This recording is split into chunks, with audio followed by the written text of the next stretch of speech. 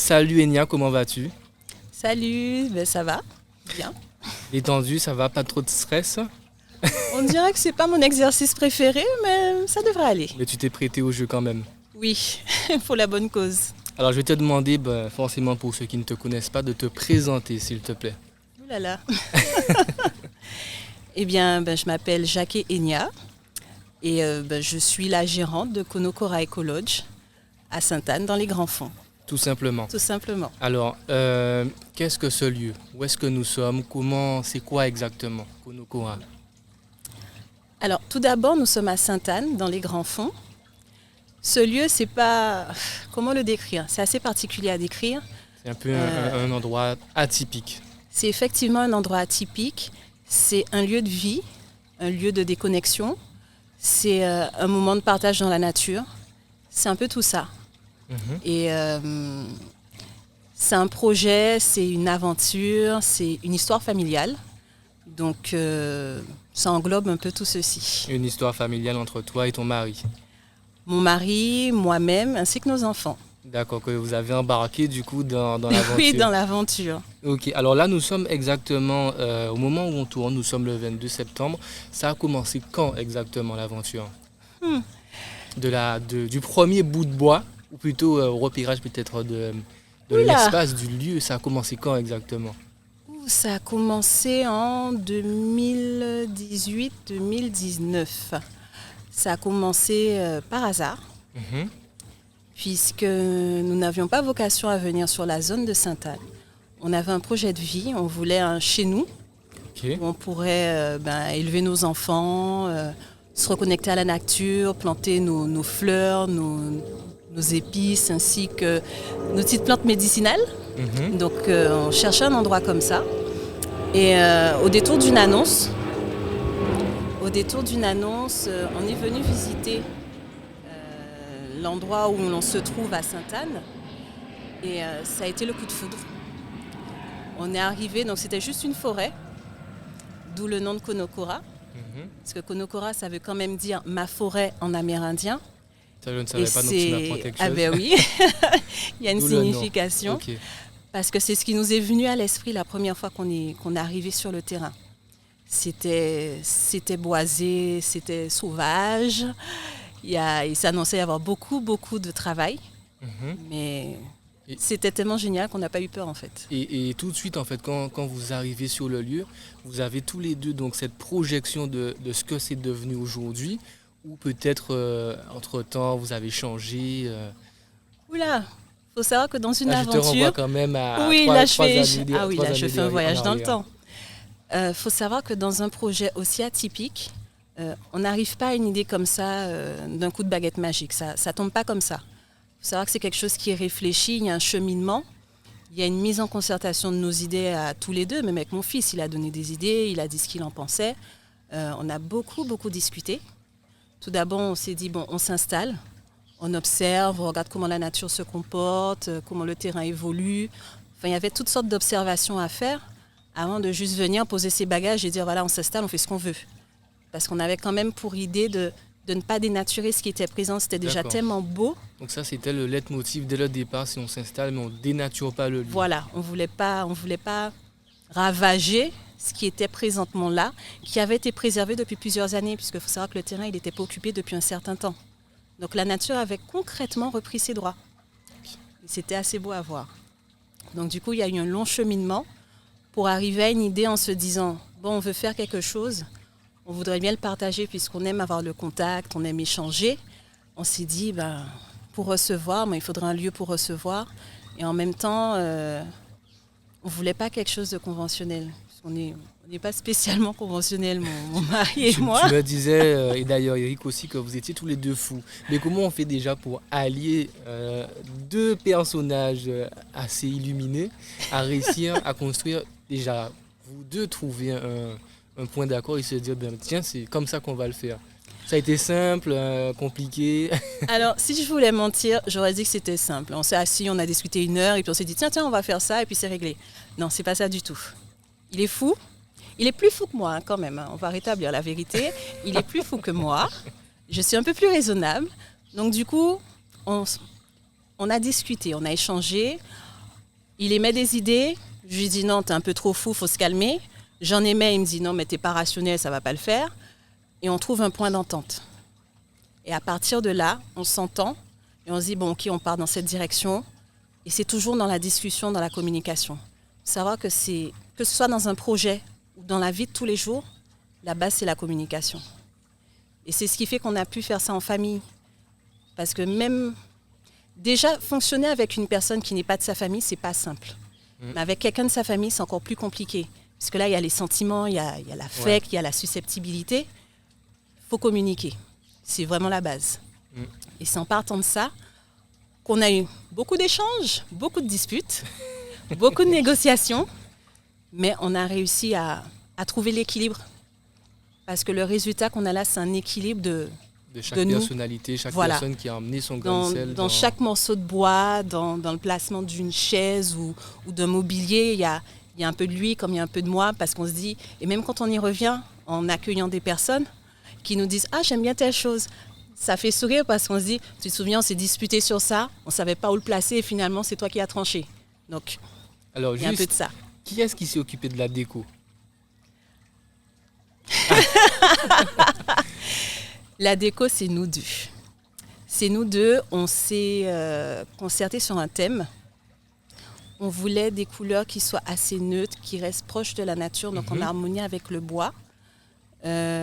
Après, il y avait matière à discussion, par exemple sur le choix d'un coussin. Il faut savoir que pour même choisir un coussin, un miroir, il y a de la réflexion. Puisqu'après, il faut chiner, il faut faire les magasins, il faut chercher, il y a beaucoup de choses comme ça. Et on dirait que c'est du 50-50, même si j'aime bien dire que c'est 70 pour moi. Mais on ne va pas le dire trop fort. Pour mettre la balle au centre, on dira que c'est du 50-50. Alors, quel cheminement il y a eu pendant ces 3 ans? Donc l'arrivée, vous voyez en famille donc ce terrain, vous vous y installez, vous regardez comment la nature évolue. C'est quoi les étapes? Les étapes, c'est assez compliqué. Les étapes d'abord, c'était de pouvoir installer la famille. Donc on s'est installé, on a organisé notre nouveau mode de vie. Puisque on habitait à Petit-Bourg, on était sur une autre commune. Avant de venir s'installer, donc il y avait beaucoup d'allées et venues pour rendre notre maison qui est sur place habitable, donc pour que notre famille puisse y vivre correctement. Et une fois là, on s'est dit, bon, qu'est-ce qu'on fait? On se lance pas. On n'avait pas de possibilité d'avoir ni des aides, ni subventions, ni banque. Donc on s'est dit, on va utiliser nos économies. Puisqu'on voulait ce projet, on y tenait. On s'est dit, dans la vie, c'est comme dans tout. Quand on veut quelque chose, il faut se battre. Et on a décidé de se battre et de faire beaucoup de choses nous-mêmes. Et c'est parti de là. Donc, après, on s'est dit, on fait quoi? On part dans quelle direction? Est-ce qu'on veut faire quelque chose de traditionnel, quelque chose d'atypique ou de semi-atypique? On se dit, on a toujours voulu voyager. On n'en a pas spécialement eu l'occasion. Notre billet d'avion, c'est Pinterest. Avec Pinterest, on va partout dans le monde. Et en voyageant, on s'est dit, waouh, il y a moyen de faire quelque chose pour que chaque personne qui vient ici, qui n'ait pas la possibilité de prendre un billet d'avion et aller de l'autre côté de la planète, se dise, j'arrive là, je déconnecte, je suis ailleurs. Et le cheminement, il est parti là. On s'est dit, on va être ailleurs. J'aime beaucoup ce que tu es en train de dire. J'étais en enregistrement ce matin et avec un autre invité, on parlait de l'expérience client. C'est quoi pour toi, c'est pas une question piège, c'est quoi pour toi l'expérience client que vivent les gens qui ouvrent la porte de Konokora? Alors, c'est une bonne question, puisque l'expérience qu'on a eue de juillet à aujourd'hui, donc 22 septembre, nous a fait mettre un nom sur une expérience client. Alors nous, on ne l'avait pas appelé expérience client, on n'avait pas spécialement mis de nom dessus, mais on l'a appelé l'effet Konokora. Il faut savoir que depuis 2 ans, tout le monde vit l'époque Covid. Ouais. On est dans un mode de vie qui est super anxiogène. Tout le monde s'en plaint, tout le monde en a marre. On a hâte de retrouver un mode de vie, disons, normal. Et on a constaté, au fil des passages, donc des rencontres qu'on a eues, donc de personnes qui viennent des 4 coins de l'île, qui découvrent, voilà. Lorsqu'elles arrivent, pour la plupart, alors je ne dirais pas tout le monde, mais pour la plupart, arrivent wow, stressées. Ah, d'accord. C'est-à-dire que tu sens que les personnes, elles arrivent avec leur bagage. Genre, voilà, je mène une vie active, je suis fatiguée, j'en ai marre, je veux déconnecter du boulot, ou bien je veux juste faire un petit break avec mes enfants, donc avoir un petit week-end tranquille. Elles arrivent comme ça. Elles arrivent dans l'écologe comme ça. Comme ça. Ça, vous le ressentez donc On tous le les deux. ressent à l'arrivée. Même si les personnes, elles sont gentilles, bienveillantes, on sent l'espèce de fatigue, de stress, de dire « Ouh, ça y est, je suis arrivée, je vais pouvoir décompresser. » Donc voilà, on est dans cet esprit-là. Lorsqu'elles font une nuit ou 2 nuits, le lendemain, lorsqu'on les rencontre, ça n'a rien à voir. Mais vraiment rien. On sent comme s'il y avait eu une espèce de relâchement. Comme si elles étaient délestées de tout le poids avec lequel elles étaient arrivées. Et elles sont apaisées, détendues. C'est super hein, de voir ça. Oui, puisque finalement, vous avez réussi à faire vivre une émotion, un moment extraordinaire à quelqu'un qui est venu après une journée, peut-être une semaine super compliquée. Ouais. S'évaluer, se dire bon, je vais passer un week-end avec les gosses, bon, j'espère que ça va bien se passer. Et finalement, ils repartent en se disant putain, voilà, top. Okay. C'est ça. Et franchement, je pense que dans toute cette aventure, c'est bien la meilleure chose qu'on trouve en fait. C'est une vraie satisfaction. Au-delà de juste se dire que voilà, on est dans une aventure, que c'est une entreprise, mais le côté humain de cette aventure, ça par contre, c'est là où tu te dis que on s'est pas trompé. Voilà. Même si ça paye, même si bon les gens ils louent, il y a le remplissage est à son maximum. Oui. Quand tu vois les gens partir, tu te dis bon ben Eric, en fait ouais, on a. Et pour ne pas mentir. C'était notre crainte au départ. Oui. Et c'est fou, tu vois, qu'on en parle. Et, quand moi j'ai découvert le compte, j'avais l'impression, bon, tu vois, c'est bien de savoir que ça fait quand même 3 ans que vous êtes sur le projet. Quand moi j'ai découvert le compte, je pense qu'il n'y avait pas 1000 abonnés dessus. Ah non, du tout. On se retrouve quelques mois, enfin, je sais plus si c'était juillet, je sais même plus. Hein, mais j'ai l'impression qu'il y a tellement de temps qui est passé alors que pas du tout. Il s'est passé énormément de choses. Et en fait, Eric me disait que vous vous êtes laissé porter entre tout ce qui s'est passé. Les gens qui sont venus, ça. Les interviews, les... Oui, comme en ce moment. Faut savoir qu'à la base, on s'est dit, bon, on se lance dans la voiture. Si on arrive à faire genre 30% de remplissage, on sera déjà content. Puisqu'il faut savoir que lorsqu'on se lance dans quelque chose qui est différent de ce qu'on voit partout, le risque, c'est ça passe ou ça casse. Ouais. C'est soit ça plaît, soit ça ne plaît pas du tout. On s'est dit, bon, on tente quand même. En plus, on était en pleine période Covid, donc on n'avait pas moyen de faire marche arrière. Là, c'était ça passe ou ça casse. Et on y a été. Et on a été agréablement surpris du retour des personnes qui ont aimé, qui nous ont dit c'est génial, qu'ils adorent ce qu'on fait. Mais on n'avait pas du tout idée du retour et puis de tout ce qui allait s'en suivre. Savoir l'attention que ça allait générer, l'engouement, on s'y attendait pas du tout. Et donc là, on est plusieurs mois après. Qu'est-ce que... Quand tu disais 30% de remplissage, finalement, tout explose. Oui. Tu penses que vous étiez prêt pour ça ou vraiment pas du tout? Ah non, mais on n'était pas prêt pour ça. On n'était pas prêt pour ça du tout. Là, on est à 100% de remplissage avec des disponibilités à partir de 2022. Et peut-être quelques dates qui se libèrent d'ici la fin de l'année, mais pas sûr.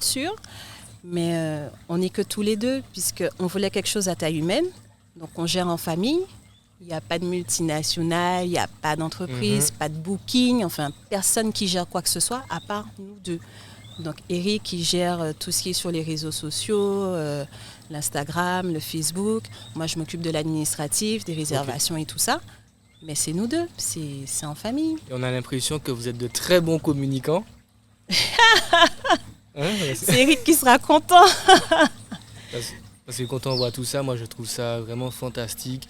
La dernière vidéo en date justement où vous avez Maxime Gauthier qui est passé pour lancer un concept de coup de main, j'ai vu, pour aider à la suite. Donc, le deuxième, donc on est déjà même en train de parler d'un deuxième écologe, alors Exact. que le premier vient pratiquement tout juste d'ouvrir. Mais il a même pas 6 mois.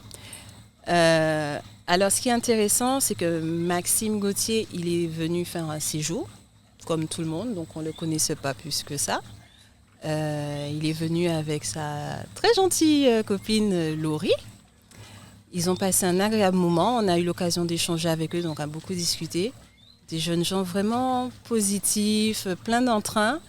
Franchement, ça fait plaisir. À cet âge-là, Il y aura autant d'énergie. Ah oui, ça requinque. Hein. Je dis pas que je suis très très vieille, mais en même temps, ça booste. Franchement, ça booste. Et ils ont été très contents de leur expérience. On a discuté de ce qu'on voulait faire par la suite, comme on en parle à tout le monde. Hein. On n'a pas de secret. Et c'est resté. Et puis, on a eu la surprise par la suite de voir qu'ils ont lancé une cagnotte parce qu'ils trouvaient ça génial, ce qu'on voulait faire par la suite. Comme pour tout, pour l'instant, on n'a pas d'aide, on fait les choses nous-mêmes. Et ils ont voulu lancer ce concept-là. Et en même temps, ils se sont dit, on est déjà dans l'idée de donner un coup de main, par exemple à Konokura Ecolodge. Pourquoi pas ne pas le faire pour plein d'autres personnes? Parce que doit y en avoir d'autres personnes en Guadeloupe qui ont des projets qui sont porteurs, des choses innovantes, mais qui n'ont pas d'aide, qui n'ont pas de prêt bancaire, enfin qui ont besoin d'un coup de main, que ce soit financier, matériel ou juste humain. Voilà, juste un coup de main pour aboutir à quelque chose qui serait sûrement exceptionnel et dont tout le monde voudrait. Donc c'est quelque chose qui manque en ce moment et que je pense que beaucoup de personnes auront besoin. Totalement. Et tu vois, ça fait revenir sur un point.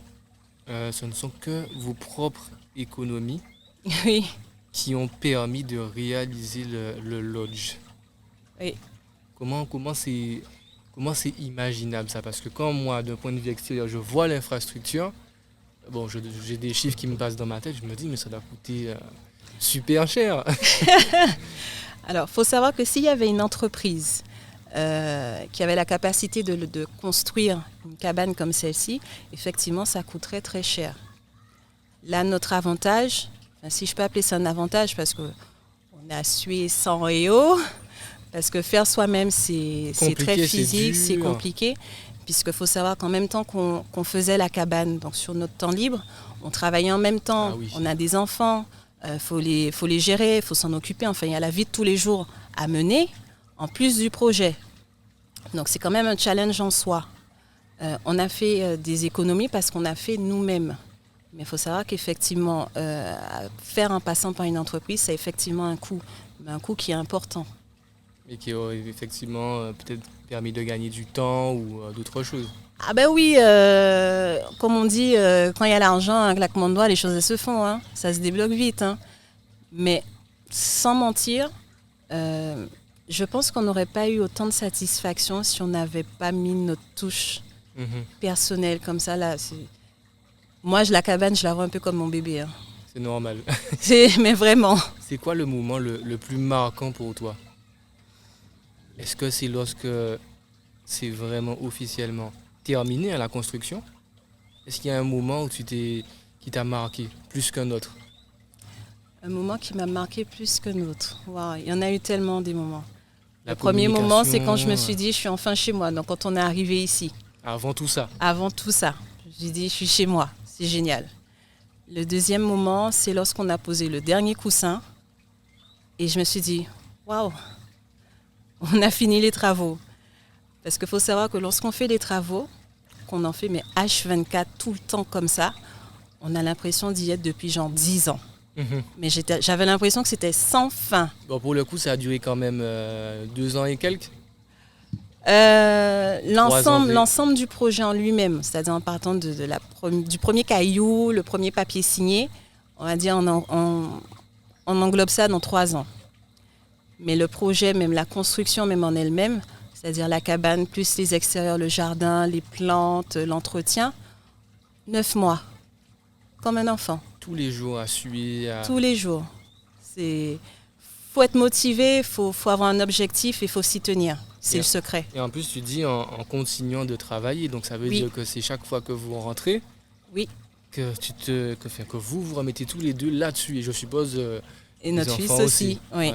Notre fils de 16 ans, vous inquiétez pas, hein, il a appris la valeur de travailler, de suer, de faire par soi-même. Hein. Là, la notion de dépense et de travail, il l'a acquise, ça c'est sûr et certain. Mais il faut savoir qu'on part travailler le matin, on a fini sa journée de boulot, on rentre, on va sur notre deuxième boulot, c'est le projet. Il n'y a pas de week-end. Le week-end, c'est le projet. Le matin, on se réveille, on parle du projet. Le soir, on se couche, le dernier mot, c'est le projet. C'est ça. Quand on veut quelque chose, on se donne à fond. Et Dieu merci, on peut arriver à des résultats comme ça. C'est quoi comment il le vit, lui, le garçon, ton fils? Il a vu toutes les étapes. Il a vu toutes les étapes. Est-ce qu'il a ce recul de voir la portée de ce que vous avez créé? Alors, je dirais qu'au départ, non. On a commencé le projet, il était vraiment dans l'adolescence. Donc, au début de l'adolescence, donc je précise, la partie la moins drôle de l'adolescence, où on veut rien faire, on a des humeurs, enfin, c'est horrible, vraiment. Et au fil du temps, en l'incluant dans la prise de décision, dans les choix, dans les optiques, il s'est naturellement intégré au projet. En émettant des avis. On va faire ça comme ça. Non, je vois pas ce truc-là, là, plus là. Exactement. Quand par exemple, il y avait une décision qui était difficile, on disait, on fait ça au vote. Hein. Et il avait son vote qui comptait autant que papa-maman. Donc on l'a réellement inclus dans le projet. Il fait partie des actionnaires. Mais carrément. Et c'est marrant parce qu'en fait, il était dans une phase où on rentre au lycée, on commence à réfléchir à son avenir, on se dit qu'est-ce qu'on fait pas. C'est un moment où on ne sait pas trop.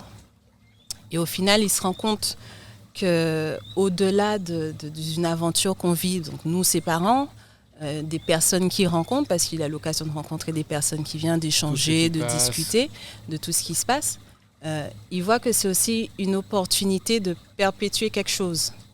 C'est-à-dire parce que qu'en nous... fait, c'est une entreprise familiale après. Exactement, c'est une entreprise familiale. Donc ce qui peut-être au départ n'est pas forcément, je dirais, sa vocation, ou il a peut-être d'autres idées en tête. Voilà. Là, il se dit, tiens, peut-être que je tiens quelque chose et mon futur, il est là. Eh bien, c'est exactement ce qui s'est passé, puisque au final, il ne savait pas trop ce qu'il voulait faire. C'est quelqu'un qui est très sportif, donc il se disait, peut-être dans cette voie-là. Et il s'est découvert, étrangement, un goût pour l'accueil, l'échange, le management. Et il se dit, finalement, ça serait bien que Konokora soit mon plan A. Ah.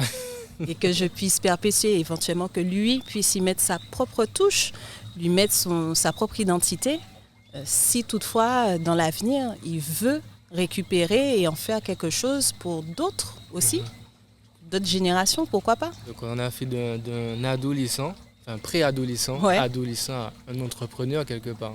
Peut-être bien, ça serait bien, je serais contente dans ce cas-là. Ce sera encore une réussite. Est-ce que tu peux Enya, nous décrire l'espace? Alors il y aura des petites, bien sûr, il y aura des images, donc les gens verront. Mais là, de là où on est, donc au bord de la piscine, hein, avec un coucher de soleil en face de moi, comment tu nous décrirais l'espace? Qu'est-ce qu'il y a dans cet éco-lodge? Alors, dans cet éco-lodge... Déjà, j'ai un super bruit de fond. Je ne sais pas si c'est une fontaine. Oui, il y a une petite fontaine. Alors là, on est sur la terrasse, où on a la vue sur la piscine, qui elle-même se prolonge sur la forêt. On a le soleil couchant, avec une lumière qui commence à être assez douce, qui tend justement vers la pénombre bientôt. Face à la piscine, on a la cuisine extérieure, agrémentée d'une petite fontaine, avec plein de petites plantes, qui sont agréablement disposées. Merci au jardinier Eric.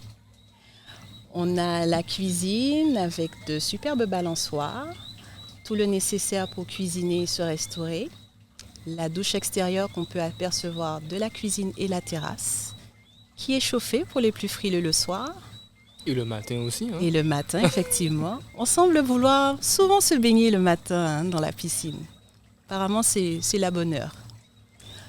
Ensuite, on se dirige vers la terrasse intérieure, qui donne sur la salle de bain, qui est incrustée dans l'environnement. Donc je ne donnerai pas plus de détails pour la salle de bain, puisque ça reste toujours la petite surprise de ceux qui viennent. Ensuite, on se dirige directement à l'étage.